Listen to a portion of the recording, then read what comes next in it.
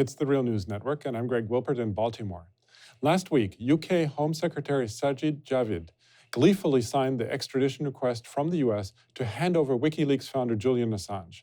The US is seeking Assange's extradition because it has charged him on 18 counts of having violated the Espionage Act of 1917. The final decision on the extradition request now rests with British courts. The first extradition hearing was scheduled for last Friday, but Assange's poor health made it impossible for him to attend in person, and so he appeared remotely via video link. Assange has already spent 7 years in a small room in Ecuador's embassy in London, where he had received asylum under then-President Rafael Correa. However, Ecuador's current president, Lenin Moreno, decided to suspend his asylum and allowed British police to enter the embassy and arrest him last April. All additional hearings have now been suspended until February of next year. Meanwhile, Assange remains in maximum security prison in Belmarsh, where he's serving a 50-week sentence for having skipped bail. Assange's lawyer, Jennifer Robinson, responded to the court decision as follows. As we heard inside the court, this case is an outrageous affront to journalistic protections. This indictment will place a chilling impact and will affect journalists and publishers everywhere, all over the world, by the US seeking to extradite and prosecute a publisher outside of the US who is not a US citizen for having published truthful information about the United States, evidence of war crimes, human rights abuse, and corruption the world over. We're now joined by John Pilger, who has been observing the Assange case very closely and who was present at the extradition hearing last Friday. John is an award-winning journalist and documentary filmmaker, and his most recent film is called The Coming War on China. Thanks for joining us today, John. Welcome. So what was the hearing last Friday like? Did Assange have an opportunity to actually defend himself, to make his case? And what was the reaction from the US lawyers and the judges there? No, he didn't have an opportunity to defend himself, and that's the first major issue here. He doesn't even have a computer. He doesn't have access to documents. He's kept a lot of the time isolated, although he's in a hospital ward. So, for instance, I mean, he questioned the prosecutor, the lawyer appearing on behalf of the US government, and said that there is one charge here that is unquestionably false. Even the US admits that there was no hacking. You mentioned at the beginning there, Greg, there were 18 charges of espionage. In fact, one of these charges is hacking. That doesn't even relate to him. It shows how shambolic the whole thing is.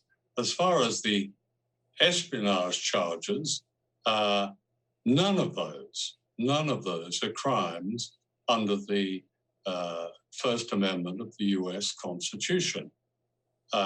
So when he tried to defend himself on this one charge that doesn't even apply to him, the judge, Emma Arbuthnot, virtually shut him up.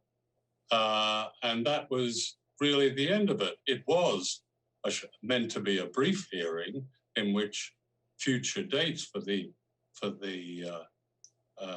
case were agreed, but you got a real sense, a real flavor of,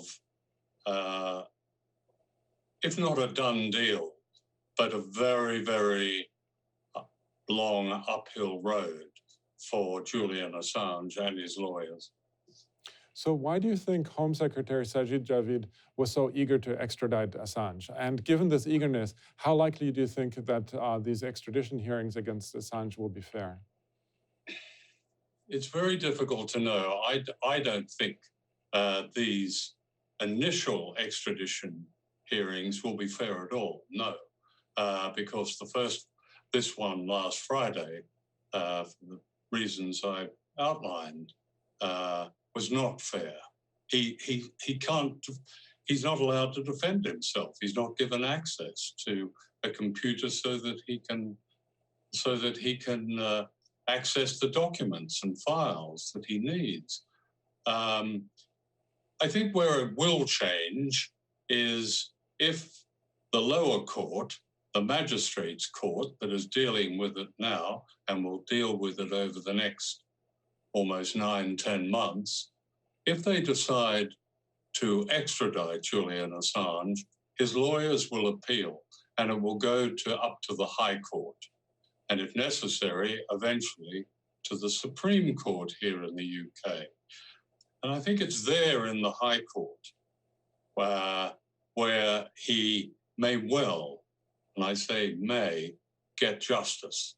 That's a cautiously optimistic view, but I think he's most likely to get it there.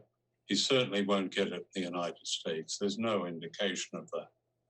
Yeah, actually, I've heard also that there was a similar case not too long ago in which the extradition hearings took almost 3 years, but eventually the Supreme Court did prevent the extradition from the UK to the US.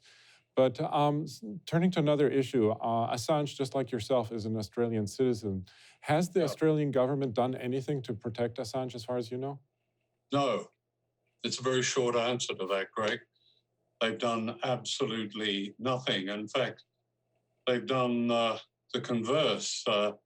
It was Prime Minister Julia Gillard in 2011 who decided that WikiLeaks had performed a criminal act, and the Australian Federal Police had to point out to Prime Minister Gillard that there was no such crime. So they were eager to help convict Julian Assange of these concocted crimes, and have fully cooperated, I would say, colluded with the US in seeing this case get to the stage it has. Mm. Now, of course, one of the big issues, and we've actually done interviews with Daniel Ellsberg and others, is the topic of what effect this will have on freedom of the press. But in an article you wrote after Assange's arrest, you suggested that another angle that people should pay attention to is to look at what other potential war criminals have done, such as Tony Blair, and that they should imagine his extradition to the International Criminal Court in The Hague. Talk about this comparison between Assange's alleged crimes and those of Tony Blair, for example. Well, where Julian Assange was on Friday morning at the Westminster Court in Marylebone in London is about a 20-minute cab drive to a very smart part of London called Connaught Square. And that's where Tony Blair has a very palatial residence, where he lives on the basis of all the millions that he's accumulated since he left number 10 Downing Street. He advises various dictatorships and does other so-called consultancy work. But of course, Blair is most remembered in this country and around the world for his collusion with George W. Bush in the invasion of Iraq.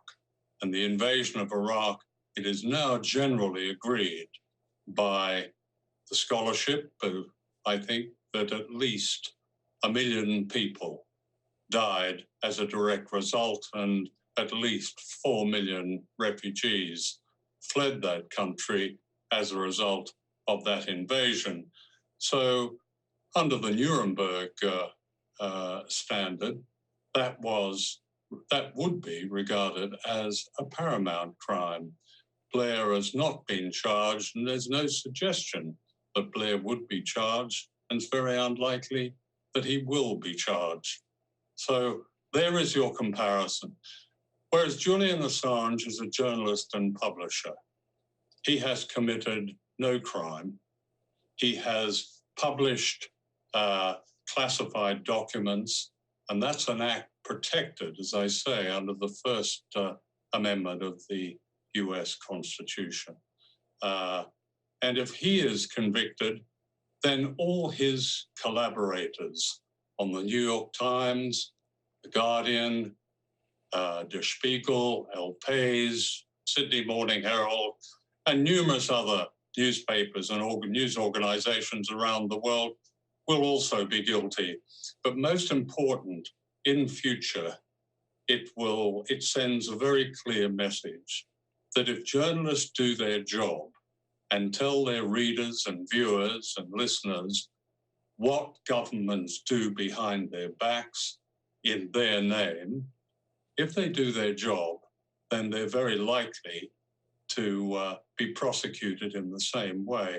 It is probably the most, well, it is most certainly the most important case in my career as a journalist. It presents the greatest threat to press freedom which I can remember. Okay, well, on that unfortunate note, we're going to leave it there for now. I'm speaking to John Pilger, award-winning journalist and documentary filmmaker. Thanks again, John, for having joined us today. You're welcome, Greg. And thank you for joining the Real News Network.